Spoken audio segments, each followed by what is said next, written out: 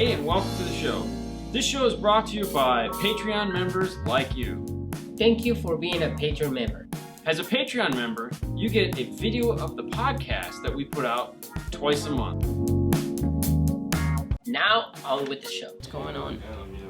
Alright, a little PSA, guys. Alright, I want you to see that right there. See that? That is caused from a loose power wire. Actually, a loose ground wire, which is still power, okay? Got to make sure those powers and grounds are nice and tight. That's why I use ferrules or any form of sleeving. But yeah, dead. Everything is dead, huh? Set your car on fire. Okay, so let's get down to brass tacks. What's going on? Where's that? All right, so we had some winners last week on the polarity tester. What's going on? It's Monday. Yeah. Living the dream. How does one determine if an amp or amps draws too much current for the electrical car? That's a good question. I can tell you right now, every system that you put in probably draws too much current for the car you're putting them in. That's the truth. Most cars are built to run basically what you've put in them. They have a little bit of excess. So, you know, rule of thumb for us back in the day used to be for every 1,000 watts you had a second battery. Things have changed a lot since then, but amplifiers have become way more efficient. Whoa, sorry, just let me fix that real quick so that doesn't bug me throughout the whole show. The other nice thing is, like, amplifiers have become, you know, a lot nicer. Like, you can get into like the power series. A lot of companies have come out with those small amplifiers that are super efficient, like a Forza, like a power series, like the ACMs. Yep. That put out a lot of. So it's hard to say what is too big and what is too small anymore. It used to be like if your headlights are dimming, then that's a clear giveaway, but sometimes that doesn't happen. If you're buying a big amplifier, like a big 2,000 watt or a big 1,500, you know, then yeah, the batteries. You really need batteries. Hey, Daniel. That's really what it comes down to. Yeah. All right. Okay. So with that being said, polarity tester is off and running. We have 3 winners that have come out so far. We're gonna do one a week. If you're watching this show live and you're commenting here, you're in it. ACM is the ACM 4.300. Well, it's the audio controls, which are these guys right here. Yeah. ACMs. They make the 300. They're all 300 watts. Yeah, 1.300, 2.300, and 4.300. Yeah.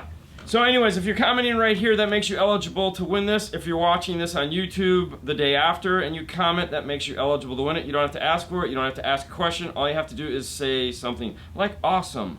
Hey, Johnny. What's up? Stuff like that. Actually, Johnny that's watching, thank you so much on the tip of the Porsche. Oh, that was awesome. Oh, was with awesome. the pulling the grommet? Yeah, that was the grommet. That was Johnny. That was really nice, man. Thank you. Yes, and I had to dig through to find it. But that was really cool. All right, so I can't find anything on my phone today. Today, my phone and I are just not jiving. Hello, Carl from Manchester, UK. So David Carter won, Errol Karma won, and Ed Arambula the third. Yeah. Ed Arambula. Dave was the first winner the previous week. We had 2 winners last week. We'll probably do 1 winner this week. If you caught today's show, what did I do?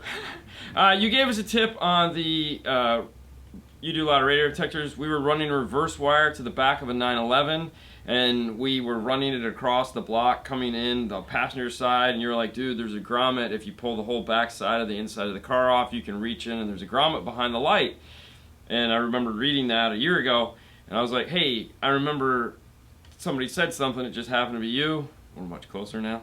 And I was like, crap. So we took the side of the car off, and we found that grommet, and it saved us a bunch of time. So thank you. It's nice. So anyways, those are the 3 winners we have. You're going to be eligible today to win. Bobby? What's up, Bobby? Mr. Disney. Going to the Pirates and not taking me. Anyways, so that's that. So these are still going. We're going to keep giving these away until we hit 100,000. Hopefully that won't take that long because I don't know how many of those I have. I got a bunch of them. I'll just keep buying more until we do it. And if you caught today's video, I haven't talked to Jeff yet about getting the discs for that, but Do you know who won? oh yeah, I remember now. Glad that helps. No, no one's won yet. We got to get the discs and then we'll give them away. No, for the competition. I don't know who the heck won for the competition. I was gonna ask Jeff, but then I forgot, and then the day happened, and we're to learn how to use an RTA to tune a system, how to read the graph.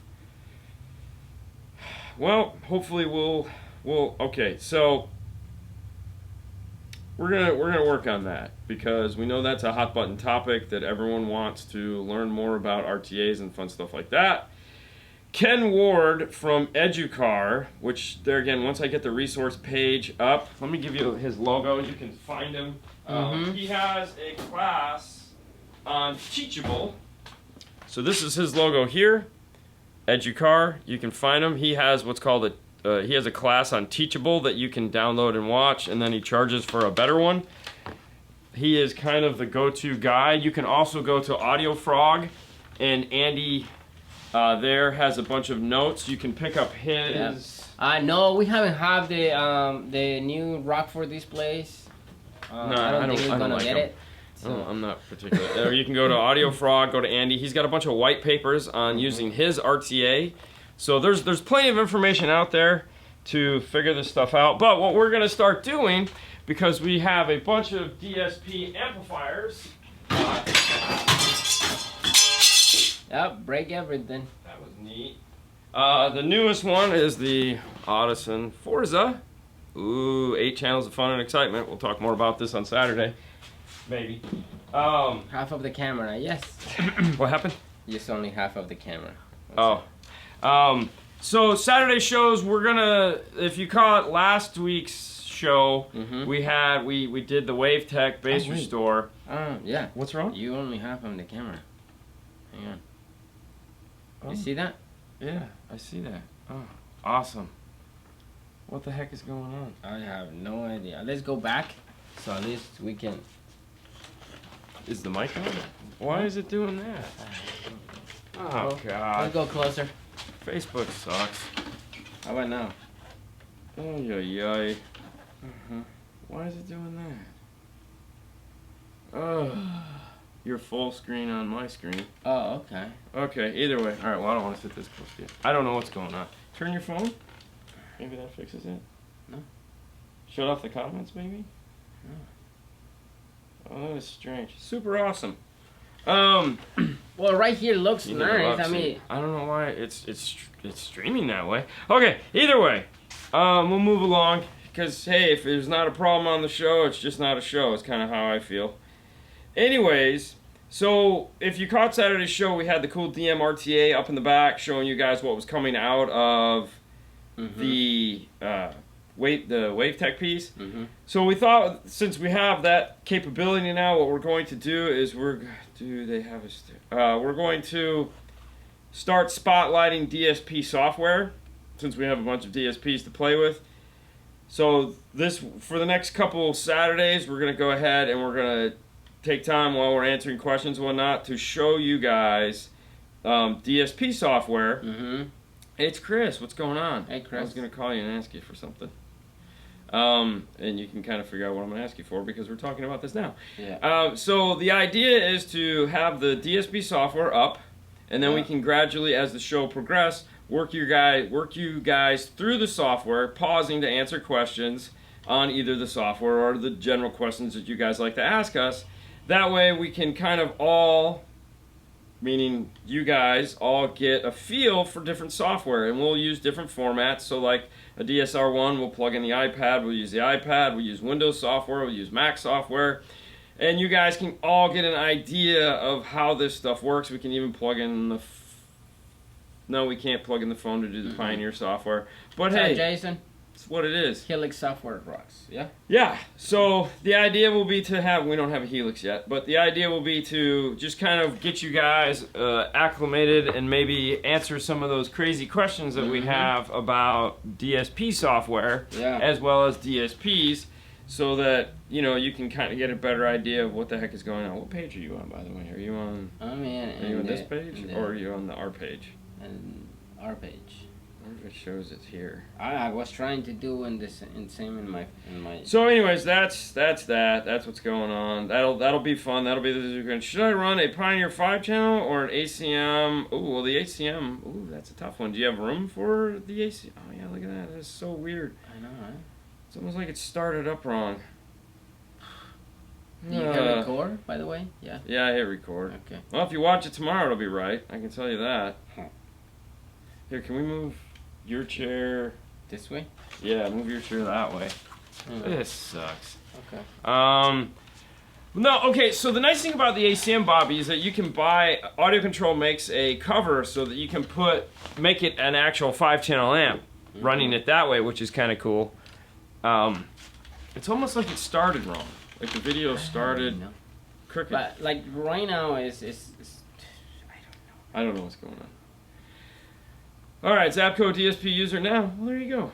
There again, the idea is to just let you guys get more acclimated with the DSPs and figure out, yeah, the JVC, that's a nice radio. That's a nice radio. 2010 Dodge Ram. Yeah. I mean, I guess they're similar in price. Are they, though? I feel like the Pioneer is cheaper. Probably. I mean, we don't carry JVC? No, we're talking about going with the ACM 301 and the ACM. I feel it's going to be almost, okay, so if you're going to run 2 subs, it's fine now, move on. Okay, sorry. Okay, that's the wife. Okay, speaking of the wife. Oh, yeah. Today is tax day, everyone. If you live here in the United States and you haven't paid your taxes yet, that means you're not watching the show because you're sitting at the post office trying to get your tax stamped before the due date. For those of you that got refunds, way to go. For those of you that had to pay, sucks to be me, maybe better luck next time. And for those of you that broke even, good job. You accomplished the goal of paying your taxes, in my mind. The other thing, too, is today is my 24th wedding anniversary. And yes, I made it on tax day, so I will never forget it. Also, it was a Saturday the year we got married, so it made things kind of cool. Nice. Yeah. Nice. Asked you, Big D was. No, so, I mean, we do plenty of those 5-channel amplifiers. If you're going to do 2 subwoofers, then yeah, the 5-channel Pioneer has way more power for the subwoofers. If you're just planning on doing one, the ACM would be fine. That would be awesome. But there's 500 watts on that. That's pretty powerful. It's a 900 watt amplifier. Correct. Yeah. Alright, go ahead. Alright, so what's the worst head unit you ever encountered? Yeah, that's word. Yeah. I don't know, I've been talking way too much today. Which one? Which one is that's the worst? Well, remember 2 or 3 years ago we had that guy with that dying here. 2 or 3 years ago. Yeah. We had the guy with the Chrysler that wanted a cassette deck. I barely remember what I did yesterday. He wanted a cassette deck in his car because he didn't have a cassette deck. So, we took out his Chrysler radio, had to use a smart harness, and put a cassette deck in. Yeah, I remember. Remember we took it out like last year, I think, because he was trading the car back in. Yeah. I thought that was pretty amusing. Yeah. Honestly, there's no radio anymore for the most part. I mean, there are some real cheap radios out there, but I mean, someone mentioned Big D Wiz. There were some real cheap radios out there. He bought that Blopunk one for like $10 or something like that, and it still had really good features for $10. So that's pretty crazy. Somebody asked about if you are running focal speakers front and rear, what amplifiers do you recommend? Depending on what focal they are. I mean, if you're talking access, But for us, like... Honestly, that focal 5-channel amplifier isn't that bad of a deal and has a ton of power. Also, this is the Audio Control 4.800. 4.800 is really nice. 1.800, that's like our favorite 5-channel. Yeah. Thank you. That's it. Yeah. I'm sure wedding now. Yeah, the $10 radio. Last Saturday. Oh wow! Oh, congratulations, man. Yeah. Yeah. That's a lot of fun. It's a lot of years. It's a lot of years. Trying to go there. It was funny. Like focal or hertz. I'm gonna say focal. I get there again. That's that's one of those questions you guys answer a bunch of times. Focal hertz, focal Morel, whatever.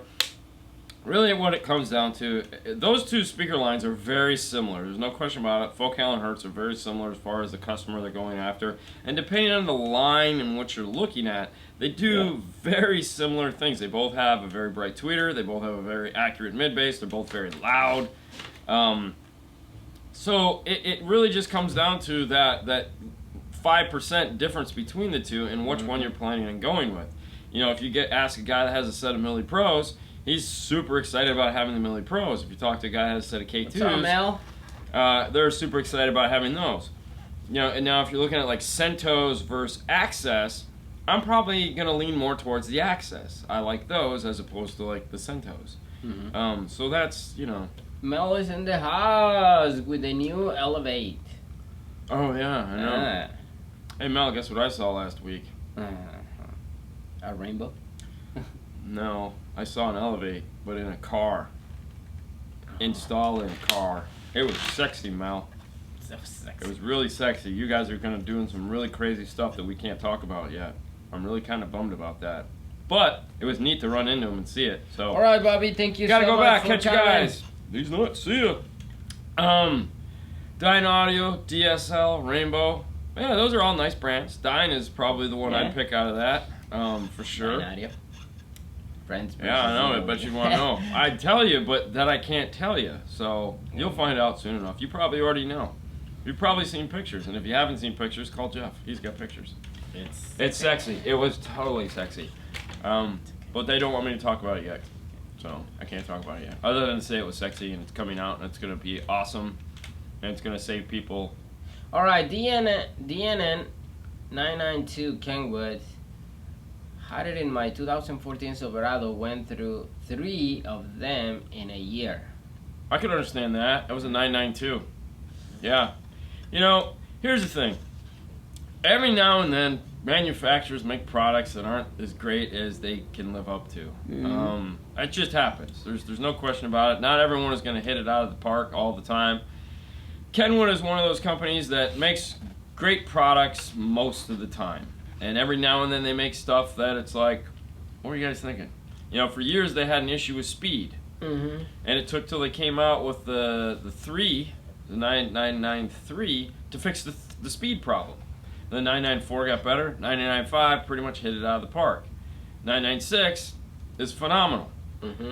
This bumper right here has one in it. There again, I could understand what you're saying. If I have to go back and we were just working with a 9903 the other day, and I gotta tell you, I'm like, oh my God, this is like, it's like watching paint dry. It was so slow. They're much better now. Yeah, I'd say give them another chance, but you don't owe me anything on this. If there's something out there you'd rather have, by all means, give it a try. But I can just tell you straight out, every manufacturer does some silly stuff sometimes, and that's that. Any of you guys that have Alpine radios, since we're talking about radios that do silly stuff, 2 things. One, if you have the new W650, there is a software update for it that just came out. You're going to want to definitely go ahead and get that. And if you have an older 207, there's a software update that came out for that. Now, if you want the software update for the 207, you can go to their Facebook page and find it there. If you just keep scrolling back, you'll eventually find it. The 207 update fixes the one major complaint that I had with the radio that just kind of ruined it for me, and that is the act of scrolling when in the menu system. You'd touch it and it would just go page up, page up, page up. Then when they came up with the new radio, the 309, the Halo, it fixed that. Well, they pushed a software update that takes the 207, makes it a 209, fixes that issue. It's not really a 209, it just gives it the software that came on the 309. So now, as a usable radio in my mind, so definitely want to pick that up. Okay, go ahead. So yes, for Louis, good job. What Love would them say around. about the focal speakers? Depends what kind of focal speakers do you have. As far as power? As far as what kind of amplifier? Check focal amplifiers. They make awesome amplifiers. They have a nice 5-channel. Audio Control make awesome amplifiers too. There's a ton of amplifiers out there. It just amplifiers depends on what you got. Okay, next question. What's this? I have a 13 Ford Escape. I would like to get CarPlay in my. Sync 3 is very expensive to upgrade. Are there alternatives? Yes. So there's an ugly dash kit for it that you can get from Metra. and you can put sync in there, and that's really going to be the only way you can do that. Otherwise, the other expensive alternative is to put the new radio. While going to get the Alpine now, will I get it? Yeah, totally get the Alpine. The W650 or even the Halo, the new Halo, the 2 whatever it is, they're freaking phenomenal. Like we had the 650, we just found about the update for that today. That was kind of silly, but it's definitely a really nice. They're all nice radios. I mean, that's the thing. You know, the nice thing about the Alpine is they at least use, for the price of the W650, you get a capacitive touch screen. I mean, it's like the new guy running Alpine is like, he's going for it, man, and I'm all for it. Some of the stuff we were talking about this weekend while we were out there baking in the sun at the sound show with John, I was like, yes, please. I haven't had a chance to tell you about that. Oh man, yeah, we gotta talk later. Yeah. All right, 2016 with the Fox box. I feel the 10-inch P3 sounding better than the 12. Yes. P3 is even with this epicenter. Yeah, I agree with you 100% on that. 10s are sounding better. I think we talked about that with Scott before, and I agree totally with that. The airspace on the 10s, it just works so much better. Yeah. Access. I like the Pioneer stuff. Okay, there you go. Perfect. Dean, how do you feel about network mode? Thoughts? If you have a tweeter, you have a mid, and you have a subwoofer, network mode is fun. It's cool. It works great. Yeah, we've done a couple systems with that, and it's been awesome. I like the way you did Alpine. That's pretty cool. Way to go, man. But the question that I always ask is, what about rear fill? We always emphasize this point. Anything with rear speakers, network mode is out the door. So there again, if you don't have any rear speakers, have no desire to do rear speakers, network mode is a plus. Now, the thing you have to keep in mind about network mode is network mode in a Pioneer radio and even the new Kenwood radios is kind of like dipping your toe into a DSP. It's not totally there, mainly because of the EQ portion of it. It only has a single 13-band EQ that you get to play with. It's global. It adjusts everything. Where that becomes an issue is that if you need to tune your tweeter and you need to tune your mid-range, you can't do that. So it's fun and it's a great start. So like I guess the way to think about it is if you've got a Pioneer, if you've got front stage only and a subwoofer, then there's no reason to not do it. I would totally recommend doing it. Because what that's going to do is that's going to be the gateway drug into you getting a bigger, badder DSP.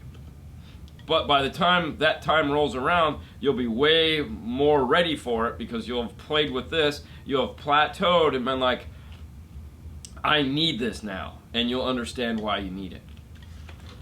Okay. All right. I'm sorry, 2010 Prius, second generation, no JBL. Can I add amplifier onto the stock radio and aftermarket speakers? Thank you so much. Yeah. Yeah, you can. Yeah, you can do anything you want. You'll need some form of integration, naturally, like anything else. So you'll need, if you're looking at the most basic of basic, an LC2I would be the way to go.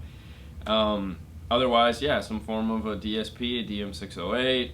You're going to need multi-channel or just do a DSP amplifier. But yeah, you can totally do that. Rear speakers should be out.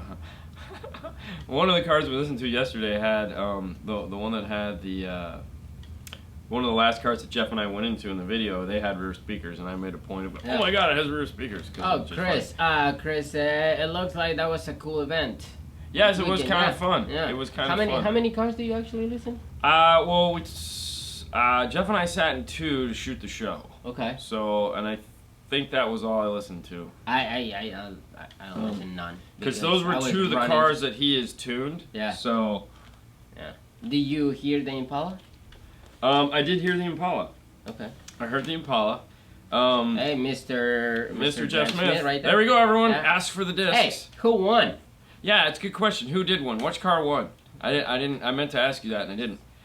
If any of you got 28 competitive cars, there we go, cool. And then we mentioned he has his playlist that he listens to, which was way more exciting than the Ayaska disc, and it sounded way better.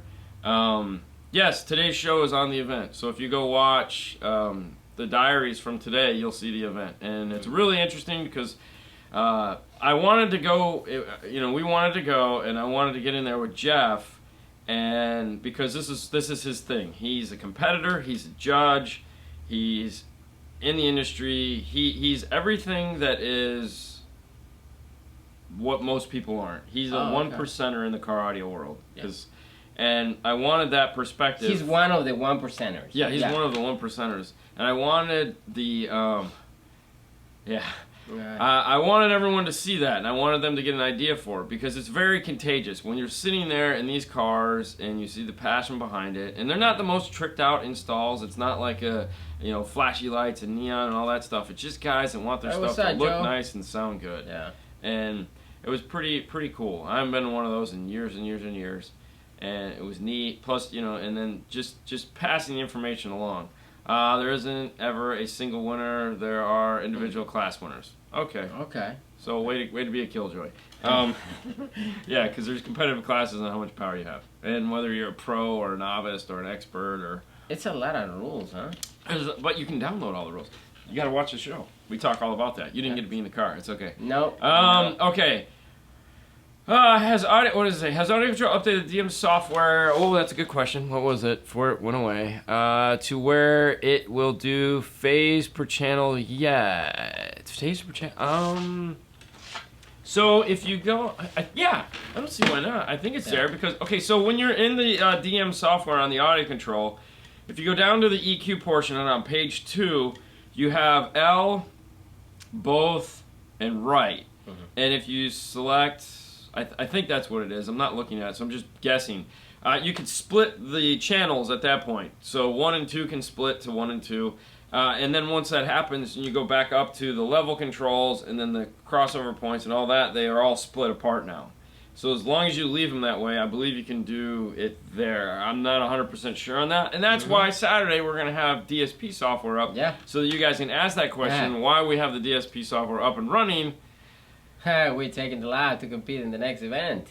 We'll see. It might. I mean, if we get the Sony in there, and then we can get the dash kit. Yeah, that'd be fun. That would be cool. Might look like crap, but I would love.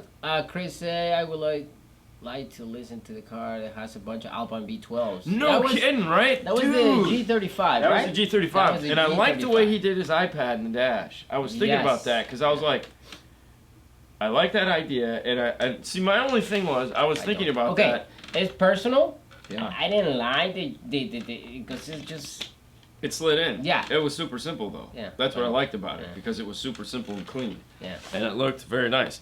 I think it fit the car perfect. That's what I liked about it. But really, my takeaway was it was 2 things. The kick panels were cool. The kick panels are cool. And apparently that's not all that hard according to Jeff. Which it probably isn't now that I think about it. But 2, I was always thinking that mounting a center channel up where the gauge cluster where the clock is, it's all broken, is remolding that into a center channel would probably be better. Okay. That was my thought. Because again...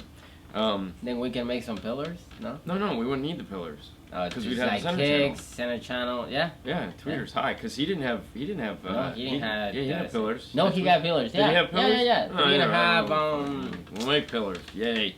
Okay, so back to the question. I have an iPad for a head unit. What's the best Pioneer single DIN with rear USB inputs? I have it's gonna be the 8000. So check out the 8000. That's gonna be the one. That's gonna be the only one. See, the other problem too with the iPad and the dash, I was thinking about this, was because the GS9 only is USB in the front, we would have to figure out some funky way to mount it so that we could have all the, because we can't push it back that far, because of the airbox.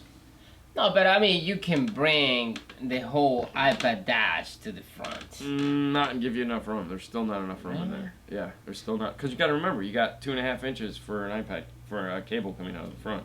So it would almost have to be vertically mounted, and you'd have to like put it in, like it'd be weird. Okay. Good to know the P310. Okay, have you played with the new Pioneer 8-inch radio that has this? No, we haven't. We got those in, William, but we've just been so hectic since they've came in that I haven't even had a chance to look at them yet. There again, hopefully in the next week or so we'll have our review up on them. I got to get the Toucan. I got to get the 9906 review up and done. Hopefully I'll get that done this week. That's my plan. and then if I have time, it's to grab those. We were gonna do that single DIN floating radio Pioneer thing, and we spent about 2 days playing with that. By the time we were done with that, we're like, there's no way we're reviewing this. There again, some people might like that radio, but it was driving us absolutely crazy, and we could not get it to work 100%. And if I can't get it to work 100%, I'm not going to expect you guys to be able to get it to work 100%. Even though it's been available overseas for 2 or 3 years, apparently they've been living with some really weird stuff. So maybe over there works fine. I'm just gonna step back from that piece and be like, no thanks. Yeah. Is there a difference between 4 volt and 5 volts? Is there a 1 volt? Between, yeah, exactly. So yeah, anytime you get more signal output, it's better. So think of it this way: when you go from normal to 4 volts, it's half the noise, double the signal. Okay, just because you're going from 2 volts to 4 volt, so double the signal, have as much noise. When you go from 4 volt to 5 volt, you get a little bit more signal and a little less noise. The problem really comes into the equipment that you're putting in. So Alpine is strictly 4 volts. Alpine also feels that if you're going to be using Alpine, you're only going to be using Alpine amplifiers, you're only going to be using an Alpine radio. So they're not real keen on that whole 5 volt thing. They can get really finicky on the gain input. Like, even though they'll say they'll take more, they hate 5 volts. A DSR-1 is only geared to work 4 volts, not 5 volts. So it doesn't like 5 volts. You actually have to go in and you have to limit your ability there. So take it for what it is. Kenwood, probably JVC also does, because they're the same company. They probably do 5 volts. Other than what we just mentioned, we've never really had any issues with it. Most amplifiers will take 5 volts. It's nice. Hey, Juan. You know, and it does 5 volts. So the more signal you can get, the better, up to a point. What's up, Kevin? What's up, Fidel? What's up, William? Alright, let's see. I have this one. This says, can you use a radio or amp to right, left speaker, and center? Can you take right side positive and negative? I think so. Yeah, can you, alright, is this the one here? Yeah, Can use a radio or amp to do right, left speaker, and center. You take the right positive and the left negative. Yes, you can. That's called 3-channel mode. Or I'm sorry, that's called mixed mono is what that was called back in the day. No, on the amplifier. You can only do it on an amplifier because you have to have an amplifier. So not in the radio. You can't do it on the radio. God no. A radio will only do like radios are rated at 4 ohm and they really don't like 2 ohm. Even though like JBL Infinity make those like high 3 point whatever ohm, and they're like, yay, the decks they do okay with that, but when what you're doing, you're gonna straight up be running that. Plus the decks don't do mono, so you'd have to use an outboard amplifier. But either way, what you're talking about is back in the day, you would do a left or right, and then you'd take another output and you go off to a single speaker, and that would actually be the subwoofer most of the time. But there's no reason why it couldn't be a center channel. The problem is that realistically you need a 8 ohm speaker in the center and not a 4 ohm speaker, because you're trying to keep that ohm load the right way. Or you'd use a dual voice coil, and you'd have a 4 ohm voice coil, and you do a 4 ohm here, a 4 ohm here, and then a 4 ohm here, and a 4 ohm here. Okay, and that would give you 2 ohms, and everything would be hunky-dory. So that's how that used to work. Most people don't really do that anymore. Yeah. What is it? I cannot get in. Oh, that sucks. Can't get in Australia. Oh, that's crazy. What do you guys like about the Kicker L7 series sub? L7Q. I mean, anytime you're doing the one that I like is the one that we have over here, so I can open it and show you everything. All the cool little pieces. You know, the thing of it is anytime you can swing the budget for an L7, the sound and performance is phenomenal. There's no question about it. And yes, they are louder than a regular 12. I mean, anytime we get the opportunity to do one, it's just like, damn, this man. works. Oh, it's so crazy loud. Yeah. So Pioneer, yes, they will do 3-channel mode on the rear outputs, Derek, to where you can turn the rear outputs into a subwoofer. But what he's talking about is 3-channel mode on 2 channels. So that would be like on the front, and they're not made to do that. No. But yeah, all Pioneer decks have the ability to go in and use the rear outputs as a sub output. No one ever does it though. That's why when you go into the settings, you can do for the rear channel output, you can select rear sub or sub. That's what that's all about, is how you want that rear channel to be.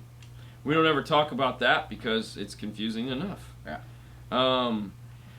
Hello, my friend. Off to work.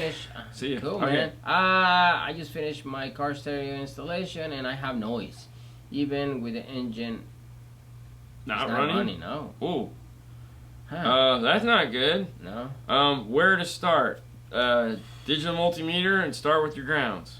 That's the easiest thing to do. Start with your ground, start with the digital multimeter, see what kind of power you got going on. Try different RCAs. Definitely try. You could try the drape the RCAs into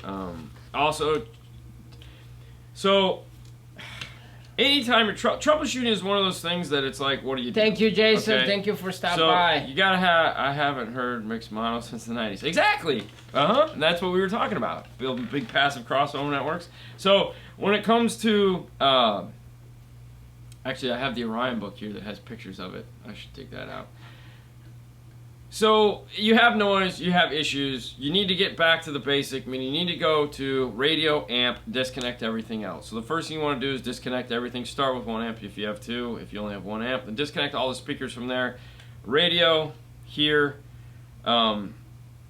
See if you get noise out of the radio. So if you're not using deck power, hook up a speaker to the deck power, see if you get noise out of the deck. If you get noise out of the deck, well, you know it's all coming from the deck. If you don't get noise out of the deck, okay, so it's somewhere between the deck and the amplifier.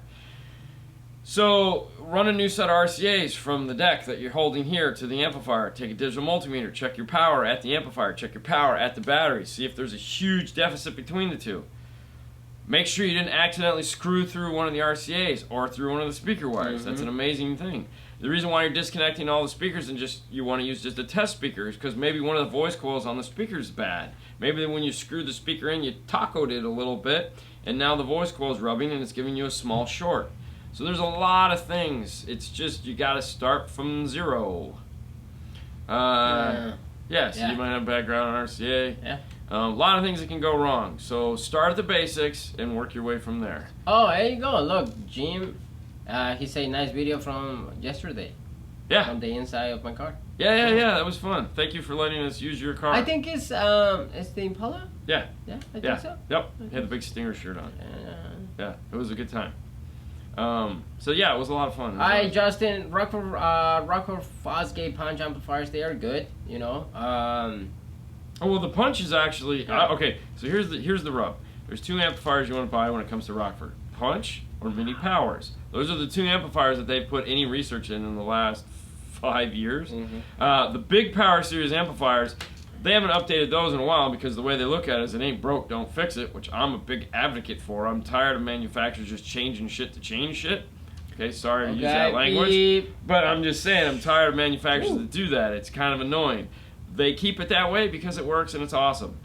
Now, when it comes to the punch they've evolved because it's at a price point that they can easily go in and change things that make sense. So, like when you go buy a punch amplifier now, you get the DD1 style technology built into it with the disc so that you can test for gain overlap and distortion and all that fun stuff is built into it. You get good crossovers, get decent amount of power, heat sink. They keep developing the heat sink to make sure that it can cool the amount of power it's trying to create. So that amplifier keeps moving along and creating technology for them. Secondly, you look at the Mini Powers. The Mini Power Sport amplifiers were the second amplifier that they've been developing, and they have a lot of that same technology that came from the Punch amplifiers and went into the Power Series, Mini Power Series amplifiers. So if you're asking me if I was going to buy a Rockford amplifier, which Rockford amplifier would I buy? It'd be one of those 2 series of amplifiers. Because those are the 2 that have the coolest tech built into them. Yeah, I mean, if you can just buy the Powers, it's just, buy the Mini Ts. Yes. Noise of the car off is bad piece of equipment or a ground speaker. Well, exactly, and that's what we've been talking about. So. All right, so looking to have dual amps and debating on getting either a high output alternator or a power cell battery. Which one do you suggest? So it's kind of the running joke, and some people have pointed this out. If you can change your alternator on yourself, by yourself, meaning you got the tools, you got the talent. Definitely, there's nothing stopping you from getting a high output alternator. Keep your factory alternator in the closet. So if and when it goes bad, you can easily just on Sunday go in there, go and put the old alternator in, send that one off, get it repaired. The idea is that you should really have both, not one or the other. You should be doing a high output alternator and going with a big battery to store all that current, because you don't want it to redline or drain power directly off the alternator. You want it to go somewhere and then suck it out of the battery. Now, if you don't have the skill to replace the alternator, then a big battery is a really good option to have. You know, if you're the kind of guy that's going to put a moderate system in there, a small battery in the trunk, all day long, man, you'll be fine. We do them all the time. If you are the kind of guy that's building a big monster system, like a big 2,000 watt massive amplifier back there, which is a brand, then you need both. You need both. You know, that's the easiest way to think about it. Yeah. Alternator swap is easy. If it's easy for you, then there you go. Put an alternator and go for a big battery in the trunk. Do both, because there's no reason not to. More power, the better it sounds. It's all about more power. Power, yeah. Okay. Power and the gain, and you gotta turn the gains all the way up. Prime 5. Okay. Just Prime kidding. It's always have noise. I know. Haven't had that problem with those yet, but there again, it comes to a lot of the times. Okay, so a lot of the times why people get noise has nothing to do with how it's installed. It's that they want more power. So they turn the gains all the way up. Yeah. You know, I can't tell you how many guys that come in here and go, dude, I still got plenty of room. I only got my gains turned up halfway. And it's like, why will you have to have a high? Well, you don't have any more power. That's not how it works. That's not how any of it works. No. That's right, Tim, two man in the house.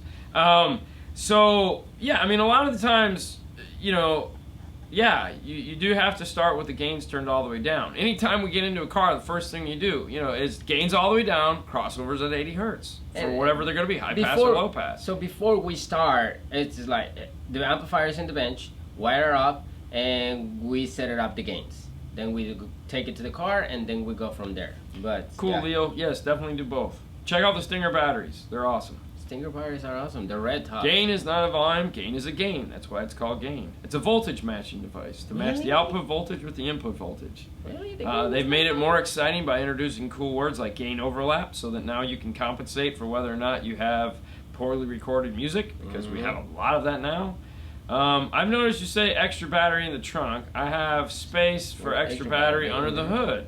Is that not a good place to put a second battery? That is an awesome place, Aaron, to put a battery. Actually, that's the best place. That is the best place to put it. If you've got one of those cool like trucks that has like the extra, oh my God, it's like the Chevy Silverado. You almost, it's like why don't you put a battery in there? I mean, even if I didn't need an extra battery and I had that room under my hood for it, I would put it there, because it's like it's just begging to have a battery there. Oh my gosh, you know, it's the best.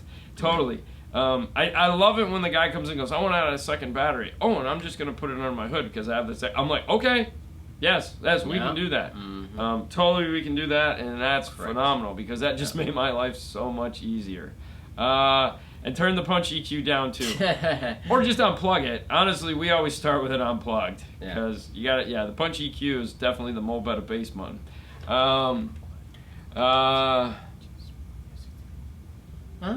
No poor recorded music today, just poor music today. Oh man, okay, I get that one. So what he's saying is it's just the music sucks. What? Music in general. Meaning like the crap we listen to all day long, and I go, I think we've heard this song like 50 times, and he's talking through the music no, sucks. I get it, yeah. But like, I believe every generation is different. You know, like my mom used to listen like different music, and I'm like, what is that? And that was the coolest thing ever. So change. Yes, I understand what you're saying. So battery isolator and none for the second battery. Wonderful question. All right, and I get this a lot. And here's what I've come up with over the years, putting in hundreds of dual battery situations. We used to be very adamant about, first it was the Orion MBR70 multi-battery regulator, 70 amp. We used to put those in. It was cool. Then when that was gone, we were putting in the Stinger, what was at the time the SR200, which was the 200 amp relay. Works really well. Basically, it's just a big relay. When the car's running, they're connected. When the car's not running, they're disconnected. That's all there is to it. Before that, you did have actual isolators that used giant diodes in them, so that the power can only go one way. and then couldn't go the other way. That would keep it. So basically, it was like a relay, and that's why the relay became way easier to install. Here's my thought on the isolator or relay or whatever you want to call it. If it's a daily driver and you're driving your car constantly, meaning it's not sitting at any point in time, like my car, I would want an isolator in it because my car only gets driven 15, 20 minutes a day. All right, that's not enough. Those two batteries are going to hate each other. You definitely need that. I would want the isolator. Now, if I'm driving my car all the time, like an hour to work, hour to home, hour here, 15 minutes there, drive. Like most people do. I'm an exception because, like, when we get home, I let Sue drive because she works from home, and I want her to be able to drive and let her hair run wild and have a good time, and she doesn't get out, so I want her to drive. Yeah. Nice guy sometimes. So if it's not a big driver, definitely add it. Now, here's the thing. There's no reason not to add it. So, for whatever those things cost, 50, 60 bucks, I would definitely recommend getting it. It's not going to hurt anything to have it, for sure. So yeah, but that's kind of how that goes. All right, what can I use to run Amplifier? Keep procrastinating. I can understand that. All right, so what can I use to run an amp and sub on my factory system on a 2014 Dodge Durango? If you don't have the amplified system, LP72. That'd be the minimum. That would be the minimum. LC2I would be the maximum. LC2I, that would be the best. If you do have the factory premium sound system, check out an Amp Pro. An Amp Pro, correct. For that. Got to go. Thanks for stopping by, Mike. Thank you. Have a wonderful week. Thank you so much for the show, guys. Love them. Keep them coming. That we can do. Maybe one day we'll have issue free, and that would be Hello wonderful. from Savannah. Love my DM. Will it hurt an amp to take 8 gauge if it runs 0 gauge to the distribution block to the trunk? So okay. So there's a wire run calculator, and what that does is that's going to tell you how much amperage and how much feet and how thick the cable should be. You can find it on Kicker's website, or you can just Google wire calculator. And Kicker website. The deal is depending on how long the run is and how much amperage you're going to pull over that run, is how long or what size wire you're going to need. So will it hurt an amp that takes 8 gauge if I run 0 gauge OFC to a distribution block in the trunk? Now what you're doing is the opposite of that. So what you're saying is I'm going to run a fire hose and all I need is a straw.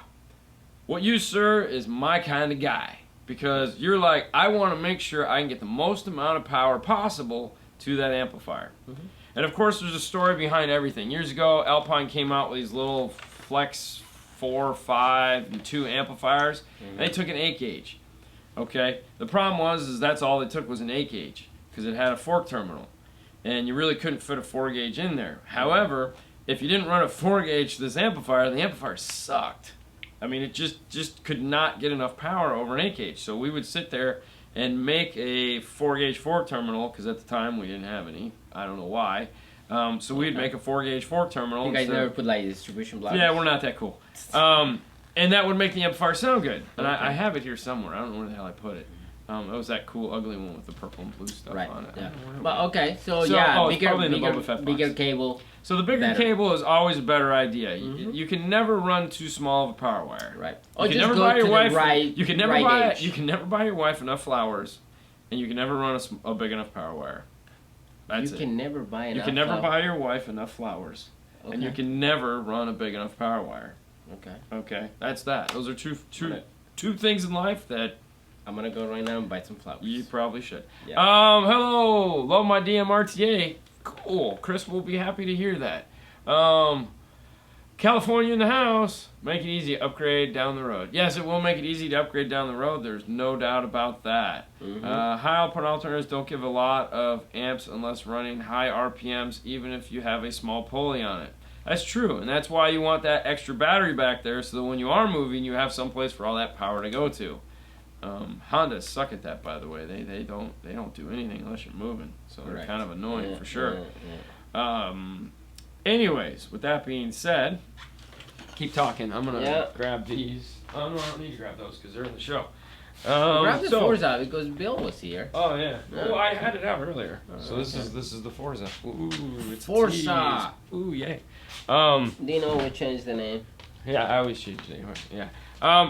So, again, if you guys want to be eligible to win this, you've made a comment, you've done it right. If you're watching this on YouTube tomorrow, which is today for you, as long as you comment, you'll be eligible to win. For you YouTube guys, make sure you check and see check when we comment back so that you can actually announce win. Again the we'll winners. try to do that, but how was the Kiss concert? Oh, the Kiss concert was phenomenal. Oh my God. So he showed me a little bit of I just got video, all the footage together so that we can edit that together for the boring life of Dean and Haley this week. Yeah. That's my plan. That was awesome.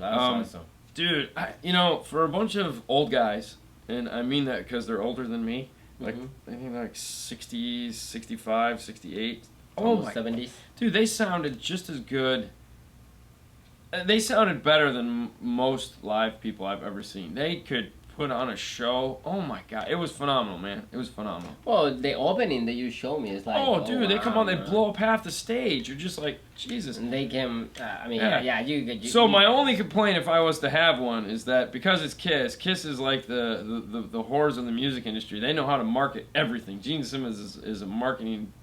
Like when it comes to marketing, he is the guy I look up to because he's a marketing beast. Oh, we gotta go him. But shirts were $50, and we bought 3 of them. And bracelets is like 25. I didn't buy a bracelet. Gene Simmons is 72. Well, if he's 72, let me tell you what, he is amazing 72 because that guy can get out there and kill it. Oh my gosh. Paul Stanley? Paul Stanley. I think he's in the 60s. I think he might be 68. Yeah. I like that song, man. Dude, Gene Simmons hates that song. Really? Yeah. ZZ Top is playing Where I Am Summer. Haven't seen them in 20 years.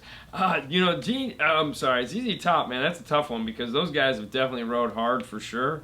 But I feel as long as you can keep your voice, which they've all managed to do.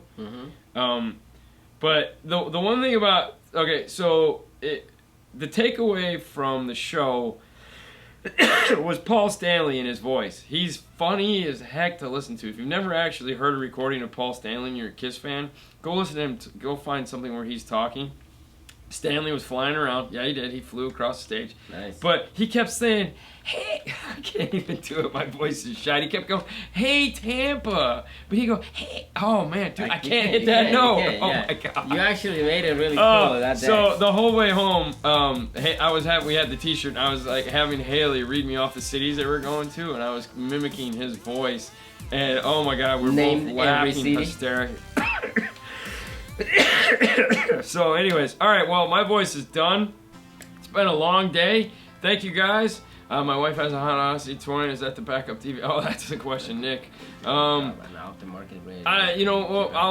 look into that, Nick. I honestly don't know. Go Blue Jackets. Dang, Mike, that hurts. That hurts deep. That cuts deep. But anyways, that's gonna be the show it's been an hour. That's awesome. If the show was cropped and I was half cut off for some reason, I have no idea what's going on with the webcaster. I'm gonna beat it with a hammer. What important is the audio. Yeah. Hopefully you can hear us just fine. DNF Tool Drawer is a cool place you can go to find all the cool tools that we use to do our installs. Teespring is a place you can go to get cool shirts at teespring.store/5star. Patreon is a place you can go to support the show, and you get a video podcast, which hopefully there'll be one of those up here this week for the second one for this month. Otherwise, you can just head over to iTunes, Podbean, or Google Play Store for the podcast. Am I forgetting anything?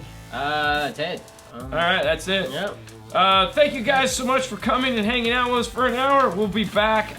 Yes, I'm taking Stu out. I'll be back. We'll be back Saturday for the live show on YouTube. We'll be talking about a DSP of some kind. We don't know which one yet, but we got a stack of them to go through, so it'll be fun. Yeah, all that in a bag of chips. You guys have a wonderful day as always. We will see you later next time. Bye. Bye.